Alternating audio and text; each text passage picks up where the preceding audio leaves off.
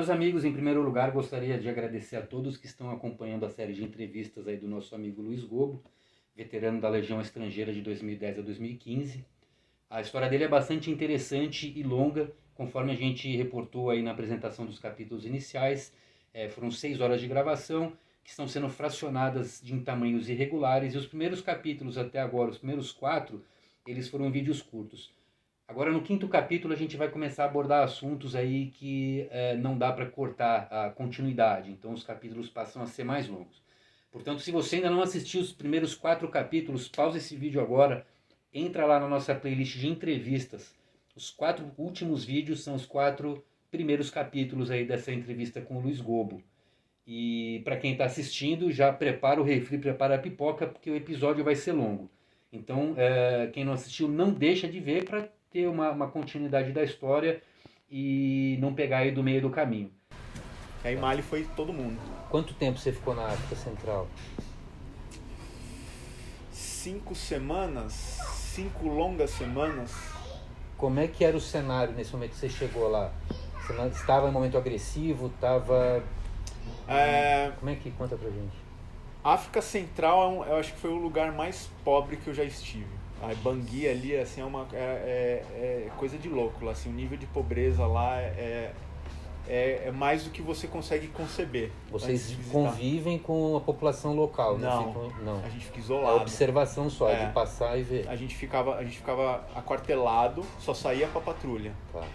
E as poucas patrulhas que eu fiz, né, que você tem uma visão assim do que é, assim, bem pobre, e era um núcleo cristão, e eles estavam numa fase ali de terrorismo, que o terrorismo estava descendo, que era bem no final do Gaddafi ali, tá, né, da Líbia, e quando o Gaddafi foi derrubado, todo aquele pessoal que era do grupo deles começaram a descer ali do Saara, né, e foram descendo até onde eles conseguiam. Então a cidade estava sendo ameaçada por essa invasão muçulmana, né, radical muçulmana. E a gente estava lá para proteger os expatriados franceses, né, e a população. Uhum.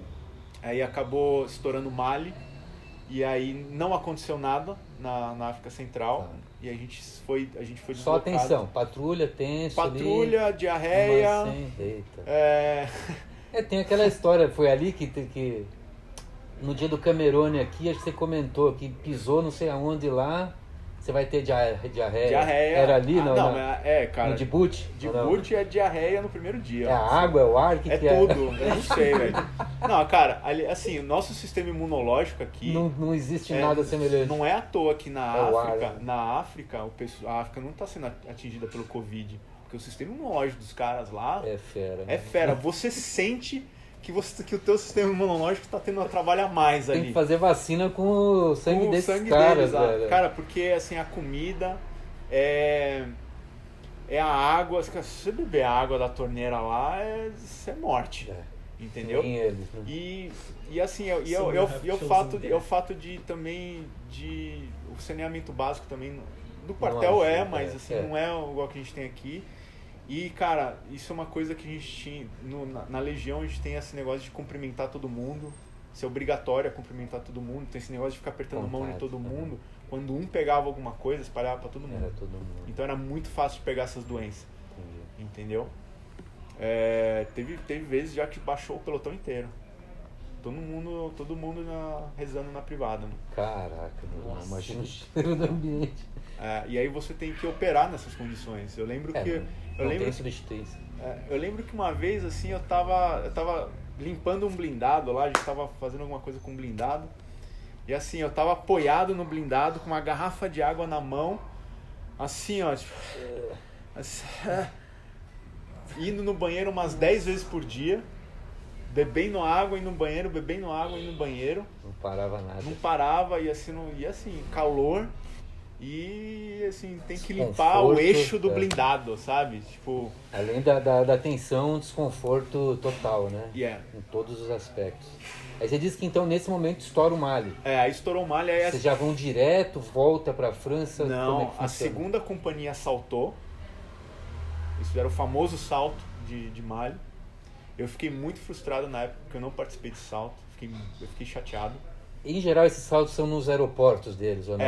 Ou no aeroporto? Aos arredores do aeroporto, Tá. para tomar o aeroporto e aí você poder Estratégia descer toda a básica, logística no aeroporto. Então aí a gente teve, aí a segunda companhia, ela saltou para tomar o aeroporto ali de Tombouctou, em Mali, e aí eles começaram a fazer as operações em Tessali, que é uma cidade um pouco mais ao norte ali em Mali, que é bem perto do Saara e era onde justamente esse pessoal do Gaddafi tinha se escondido. E tinha uma história que tinha alguns repórteres franceses também que tinham sido sequestrados e tudo mais. Então, a gente chegou lá, a segunda companhia foi, e aí eles estavam lidando com uma cadeia de vales, onde os insurgentes estavam escondidos. E aquilo estava muito grande. E acho que o comando francês queria que a legião entrasse, queria que o exército francês entrasse, e o exército francês estava meio assim, e aí o coronel do rap chegou lá e falou, me dá mais uma companhia que eu entro. Aí o comando chamou a gente que estava na África, que era o mais perto, esquece a África Central, vai pro Mali. Então a gente chegou lá no meio da operação, né, a segunda companhia já estava uns 15 dias ali já no combate, a gente chegou meio que no meio do negócio, e aí se juntamos com os caras, e aí começou... Não, pensei que você passasse. Achei que você ia direto. Oi, cuidado. F. Foi? Bom, ele corta, foi. Tá. Então aí aí a gente chegou junto lá, os caras já estavam na operação, né? E a gente já engrenou com eles, entendeu? E aí a gente entrou nesse vale e foi pegando, os caras se escondendo debaixo de pedra e equipamento e aquela história, né? Aí forças especiais. Aí a nossa operação, a gente estava junto com a companhia. Geralmente o trabalho era a gente fazer segurança pro pessoal do GCP, né, que são os comandos. Os anjos da guarda, né? Os olhos. A gente né? ficava lá observando a montanha e aí eles passavam. Tá, então, antes disso, do momento em que veio a comunicação no Djibouti, da mobilização de mudança, até você já estar lá em posto de combate, quantas horas aí? 24, 48 horas? Na verdade essa transição foi ou mais? Foi uma loucura, porque a gente estava no Gabão fazendo treinamento. Aí a gente foi para a África Central, que estourou o alerta. Aí a gente ficou 5 semanas lá, não deu nada. Aí estourou Mali. Aí volta pro Gabão. Aí no Gabão a gente ia tirar férias. Aí eu bonitão comprando minha passagem pro Brasil. Férias. Nossa, já planejando tudo já. Aí o cara fala assim, não, a gente não vai sair de férias, a gente vai pro Mali. E na época, eu ignorante, eu falei assim, o que é Mali? Porque eu não sabia nem que o país existia. Aí de lá a gente foi pra Niger. Escala. A gente ficou alguns dias em Niger, preparando, pegando equipamento, munição. Então assim, o que eu queria dizer, não chegou lá, tipo, puta, agora há pouco eu tava ali, agora eu tô aqui no campo. Meio já. que foi isso, mas levaram alguns dias mas aí. Teve algumas até semanas. Até você incorporar a ficha do que tá acontecendo, no lugar que você tá indo. Tem toda a logística por trás, não é assim também, né? Aí, de Niger, a gente foi pra Mali. A gente foi direto pra Tessali, onde tava rolando o quebra-pau lá. Aí que aconteceu a história de se juntar. Mas essa transição, ela não foi de imediato. Foi e não foi. Nós fomos a única companhia na história da Legião que fez 2 operações de uma vez só. Sem voltar pra base. Isso ficou marcado. Isso aí até na Cap Blanc, na época. Nunca teve 2 operações Era pela qualificação e pela proximidade que vocês estavam, não tinha opção. Exato. Vocês. Eu perdi o salto, mas eu ganhei essa da a operação, história da operação, entendeu? Então, porra, legal. Meio que empatou. E aí, então, você tá lá, já no Mali, a gente já estava avançando para já o cenário de batalha. Posicionamento, para fazer a proteção, passagem de comboio. Eu tive uma oportunidade de ver... Teve uma vez que a gente fez uma missão em que a gente tinha que escalar uma montanha X, chegar na montanha, subimos lá na montanha E assim, você faz parte de algo muito maior. Assim, tem drone passando, tem caça, tem helicóptero, tem blindado, tem regimentos e regimentos atrás de você. Do teu assim, ponto ele tem uma visão só absurda. que né? você é só um cara com a mochila, com a arma na mão, entendeu? Você não tem noção de tudo isso. Nesse dia eu consegui ver isso. Porque a gente chegou a gente chegou numa área que ainda era hostil.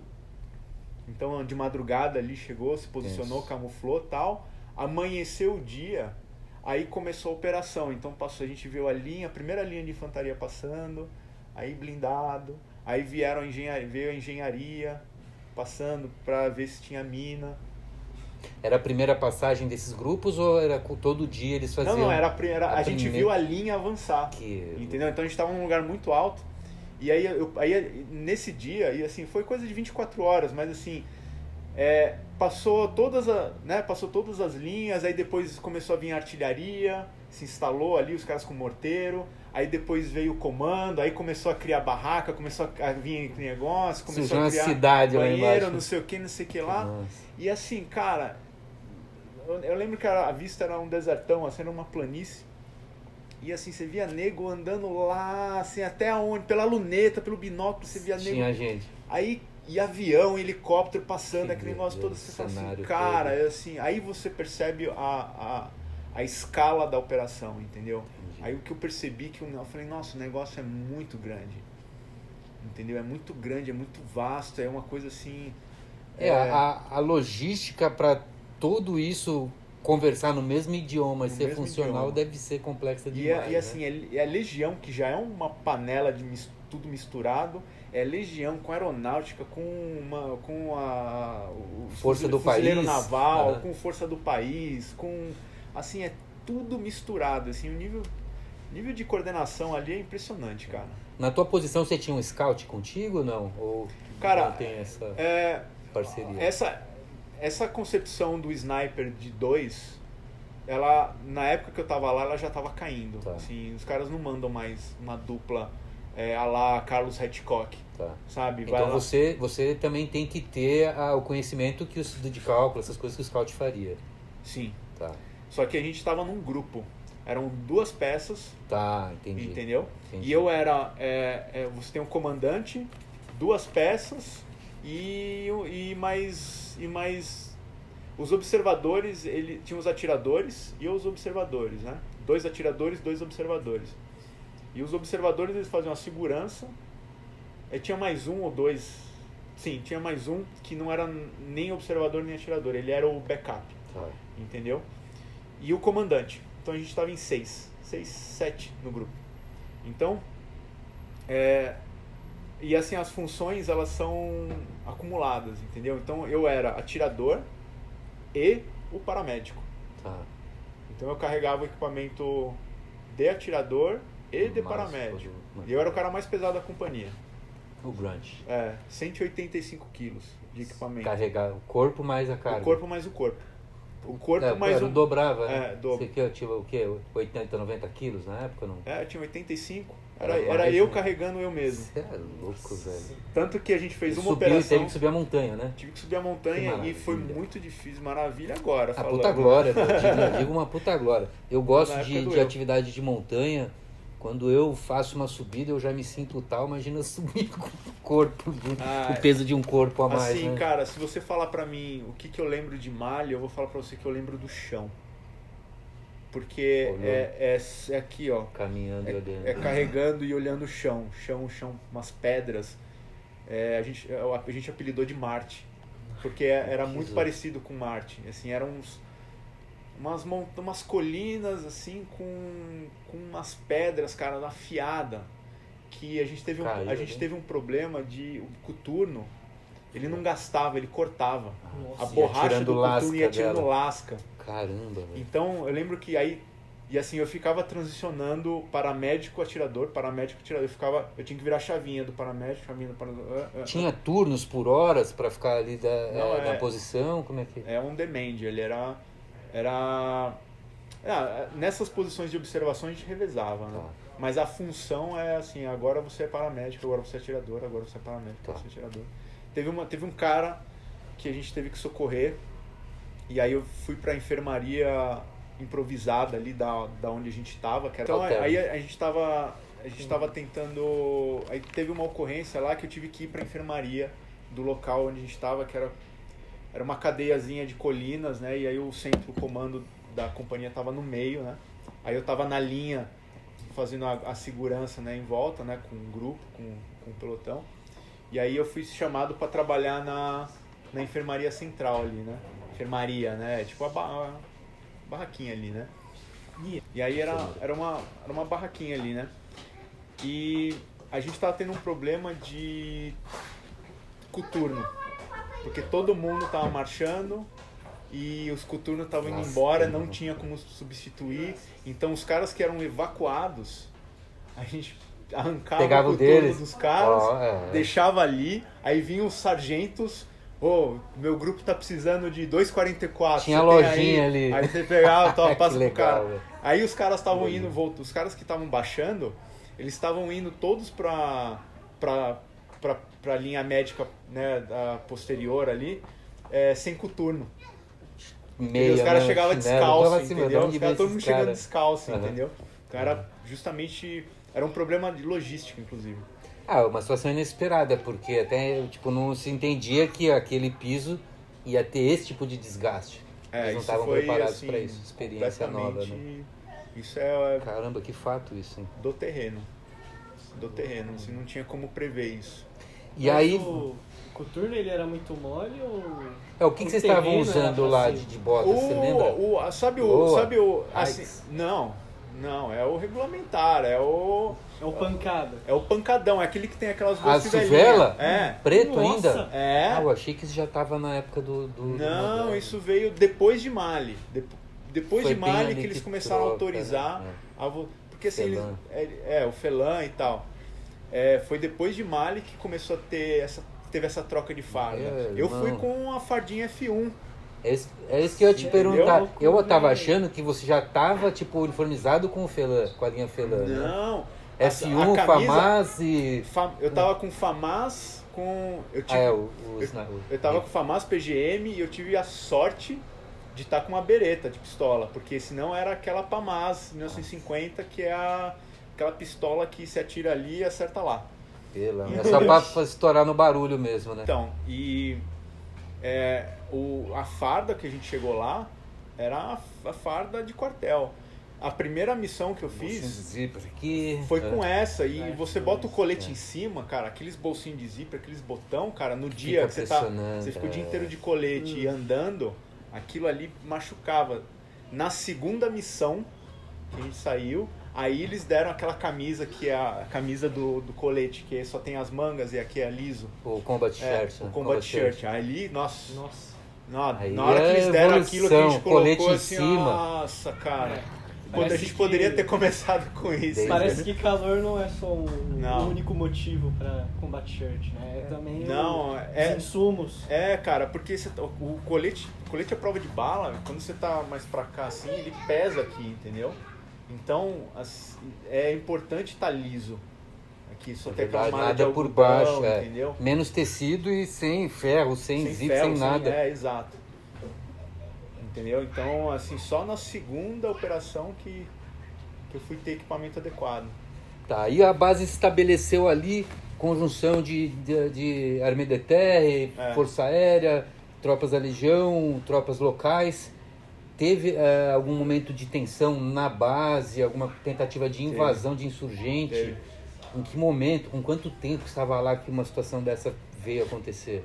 Olha, a base que a gente estava era uma base do exército maliano que foi tomada pelos terroristas e que foi retomada pelo grupo de operações especiais da Legião, em conjunto com as forças especiais do exército regular. Tá. Então a gente chegou lá, tinha uma guarita que estava caída, assim, estourada, as paredes cheias de bala, tinha um capacete com furo, assim, com um buraco de bala. Então, assim, a gente chegou num lugar, eu lembro que tinha uma parte assim que a gente ia pegar água, não passa por ali, porque ali ainda os engenheiros não passaram, ali pode ter mina. Entendi. Dentro do quartel. Assim, não vai muito pela parede ali, porque os caras não viram ali ainda, então segue essa trilha aqui. E assim, a gente andando, um monte de coisa explodida, de lixo, de carro. E assim, a parede cheia de tiro e tal, paraquedas, assim, enfim. Então, assim, tava bem caótico. E era uma zona de não trânsito ali, né? Ninguém podia ir lá. E teve uma vez que a gente tava saindo de patrulha, saindo da... Era um FOB, né? A gente saindo do FOB, um caminhão. Desconhecido, assim. Na hora, para, desce, arma, quem é você, não sei o que e tal. E assim, a gente ficou numa tensão, porque eu falei, esses caras vieram aqui pra explodir, né? Porque tava tendo esse problema de homem-bomba. Nossa. E aí os caras, a gente parou, eu assim, atrás do carro, eu e meu amigo, a gente colocando os... Já, né, enquanto tava rolando ali a negociação, porque a gente ficou pra trás, eu fiquei com a luneta e tal, não sei o que, mas eu tava perto, né? Aí a gente já colocando os protetor auricular, porque, mano, vai dar uma merda aqui. E assim, eu cheguei com um amigo meu e falei assim, ó, fica de boca aberta por causa da explosão, né? Porque você nunca sabe, né? E assim, a gente ficou uma meia hora ali naquela tensão ali, entendeu? Os caras parados, imobilizados ali. Só uma pergunta rapidinho. Fala. Eu vi esse negócio de tampar o ouvido e boca aberta no anime chamado Yomungander. Jormungandr. Por que abre a boca? Eu sei porque tampa, né? É porque você tem um choque da explosão. Esse choque ele atravessa o corpo. E ele causa uma pressão negativa nos pulmões. E se você tá com a boca fechada, o choque ele consegue descolar o pulmão da pleura. A pleura é uma camadinha que lubrifica o pulmão em relação às costelas, né? Então é como se fosse uma lubrificante, não? Uma pelezinha, né? Uma pelezinha assim, entendeu? E nesse choque você pode descolar isso e você pode danificar os pulmões.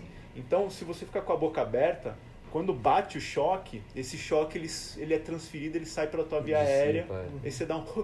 entendeu? E aí ele sai. Então, é por isso que fala da boca aberta.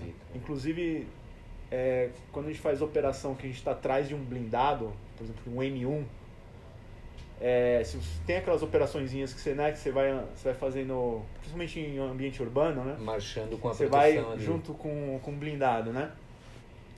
Ali, cara, você tem que ficar de boca aberta por causa do tiro do canhão do Abrams, por exemplo, que é uma paulada. Uma vez eu já tava uma vez eu fiquei atrás de um Abrams enquanto atirava lá no Emirados Árabes, uma paulada aquele bicho. E mesmo se você sente a vibração toda, tudo, você sente, não só barulho, mas quando você tá num show que tem você sente o teu pulmão vibrando, isso vezes 1000, entendeu?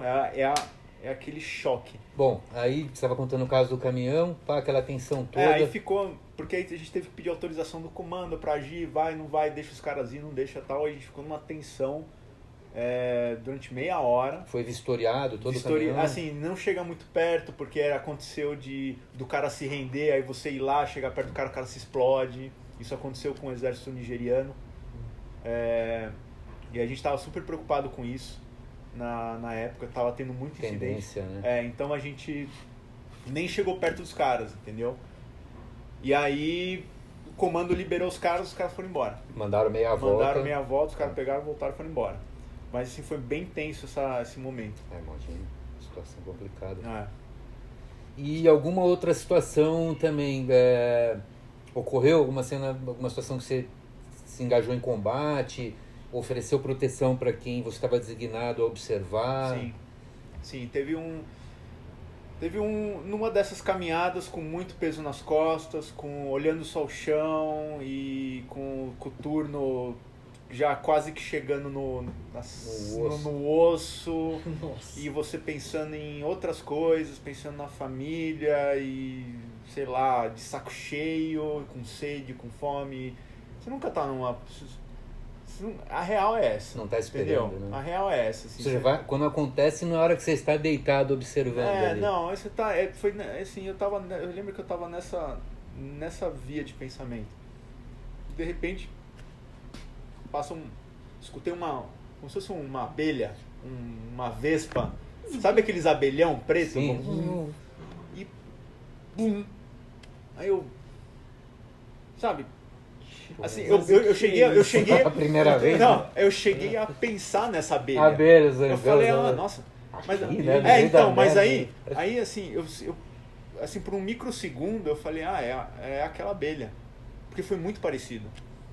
Só que aí não, mas peraí, eu não tenho abelha aqui. Olha o cenário, velho. Aí o tempo disso acontecer foi quando o segundo tiro pegou no chão, em algum Já momento. levantou. E aí dá aquele pium, sabe? Quando pega no chão, faz o pium. Aí lembra dos filmes de Bang Bang, tiro, velho. Que é impressionante, que eu não sabia que esse som era real. Eu achava que esse som era de filme. Era de sonoplastia, não é né? Quando o tiro pega no chão e ele ricocheteia capota, e a né? bala sai rodando, é esse giro que dá o som, né? Que doido.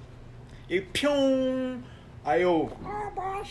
Aí... Não, aí quando você se liga da situação, aí todo mundo se ligou meio que ao mesmo tempo. Tava em quantos? Era esse 6, 7, esse grupo de 7? Tava uma coluna, assim, de nego marchando, entendeu? Tava a companhia inteira marchando. Só que a gente tava pra trás. E aí para tudo, né? Desce, não sei o quê. Aí acontece que... Aí... teve um contatinho nessa hora, né? Tinha um cara... Quem é aquele cara? Assim, sabe? Todo mundo abaixado, assim. Todo mundo abaixado. Aí você olha um cara, assim, abaixado na moita da frente, mas assim, um pouco mais longe. Distante do grupo. Fora da coluna. Uhum. Aí você, mano... Quem é? Aí os caras, quem é? Aí espalhou. Aí era um insurgente que tava lá e contato em cima dele. Aí a gente neutralizou ele. E aí corre, porque aí começou a manobra, né? Aí a gente ficou, aí o outro pelotão começou a dar a volta pra pegar os caras que estavam atirando a gente. Aí na hora que liberou, aí a gente saiu correndo e a gente pegou uma montanha, que aí o GCP passou, né? O Grupo de Operações Especiais. Aí eles estavam... acho que foi o dia que mais atividade, assim. E aí eu tava na luneta, né, atrás do fuzil, acompanhando a movimentação do GCP e os caras entrando numas toquinhas lá, entrando em tudo lá. E assim, não tinha ninguém ali. Mas a gente achou muita coisa lá, muito material, muita... E isso, assim, era uma distância de quanto, mais ou menos, de vocês para eles? Pra ter uma ideia, pra ilustrar. Eu não escutei o barulho do tiro. Então eu posso falar para você que foi mais de 500 metros. 500 metros. Entendeu? Eu só escutei o zumbido e o ricochete. A hora que baixa ali, que acabou, neutralizou, cai, qual que é a sensação de você passar pela experiência, tendo tido aquele desejo de entrar lá atrás, participou aqui, fez o treinamento, se apresentou, passou, fez o deployment, tá lá, aconteceu isso, baixou, qual que é a sensação, assim? Porra, levou tempo, me preparei, ninguém nunca está preparado na hora que acontece. É uma coisa que você quando você tem um dilema ético em combate, né, que você está autorizado a matar e você está autorizado a morrer, né? Você está no jogo e os stakes, né, os riscos do jogo são esses. O que está valendo lá é a vida, né? É a sua ou a do cara. E assim, a gente sempre pensa nisso, mas a gente sempre idealiza, né? Porque você tá treinando, você tá tirando no alvo, e aí o cara tá constantemente falando assim, você tá com inimigo, você tá treinando para atirar no inimigo, olha, o inimigo tá ali, atira ali. Então no treino você tem essa constância, né, você tá treinando para matar. Uhum. Só que quando realmente chega nessa hora, meio que você não entende. Assim, e passa. Porque a tua situação é tão diferente que na hora é uma coisa que você não para pensar. Então, assim, aquele dia pra mim foi um dia normal. Entendi. Entendeu? Devido a tanto treinamento intenso, pressão. Foi um dia normal de trabalho ali, já tava no perrengue, a logística ali estava muito esticada, então o primeiro mês de operação ali a gente estava com uma vida de mendigo.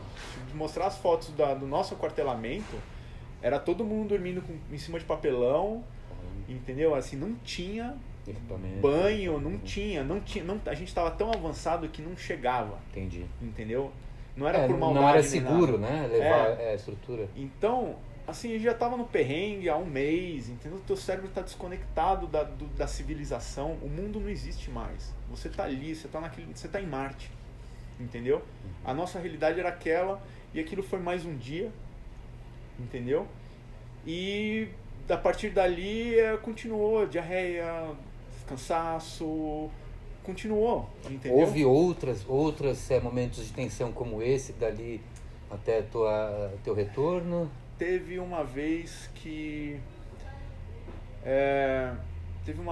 teve um blindado que explodiu com o iodê bem na nossa frente. Coluna. A gente estava numa posição, mais uma vez, né? Assim, a gente é atirador de elite, a gente fica longe de perto, né? Porque a gente tem a ótica, né? Então a gente vê muito de perto. E a gente estava na montanha, o blindado explodiu.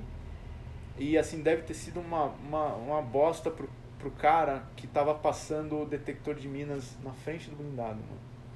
Puta merda. Entendeu? Eram dois. Eles estavam passando e aí tá limpo, né? E aí um blindado passa e explode, mano. E, cara, teve um cara que ficou preso no blindado. E aí a gente ficou vendo pela luneta os caras fugindo, percebendo que estava faltando um e tentando voltar para resgatar, mas o blindado já estava explodindo, a munição do blindado começou a explodir e aquela munição ficou estourando o dia inteiro, pipocando o dia inteiro. E assim, aí a gente viu isso tudo pela luneta, entendeu? Assim, não foi tenso pra mim.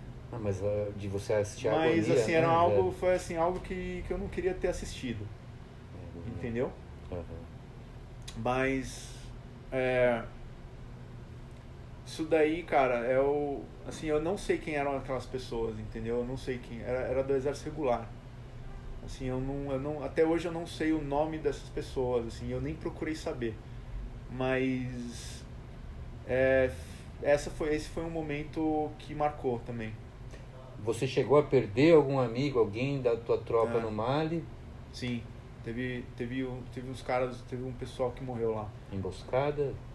Teve um sargento teve dois, mano. Teve um sargento do GCP que ele tomou um tiro aqui, né? Na lateral aqui, o mata-porco que chama, né? Assim, zero chance. 2, 3 órgãos, né? Não tem placa, entendeu? E assim, o tiro. Você tomar um tiro no pulmão aqui. É um órgão. É um pulmão e o pulmão ele é segmentado, ele ainda consegue funcionar, entendeu? Mas toma um tiro aqui. Se você toma o tiro aqui. 3, 4 órgãos. Atravessa os dois pulmões, entendeu? Então, assim, a lesão é potencializada, entendeu? E aí ele morreu. Bom, Luiz, conforme você mencionou, além da especialidade de atirador de elite, você também tinha especialização como paramédico. Você chegou a fazer um atendimento de feridos de combate? Quantas vezes? Como é que eram essas experiências? A primeira vez ali, deu um baque? Fala um pouco pra gente dessa experiência. Em combate, cara, a formação do paramédico foi o meu melhor momento na Legião. Foi onde eu mais gostei de ser legionário. Foi um curso que eu pedi e o capitão chegou pra mim e falou assim: eu vou te dar esse curso com uma condição. Você tem que voltar entre os 3 primeiros.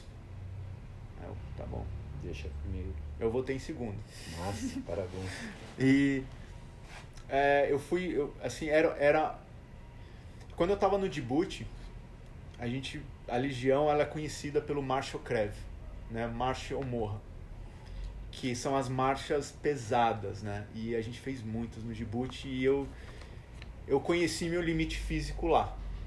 Foi ali que eu vi até onde meu corpo aguentava. Eu literalmente fui até o esgotamento físico. E nesses períodos, assim, eu vi marchas as pessoas iam caindo, desmaiando. E o paramédico correndo pra ali e pra baixo. O cara, olha esse cara, olha esse cara, olha esse cara. E esse cara depois virou um grande amigo meu, fez o curso de atirador de elite comigo. Trabalharam junto e depois ele foi pro grupo de operações especiais. Então, assim, eu peguei aquele exemplo dele, assim, eu falei, meu, eu quero isso. Eu quero ser isso também. E eu pedi pro capitão, o capitão me possibilitou isso. E aí você volta pra Cassino Daí.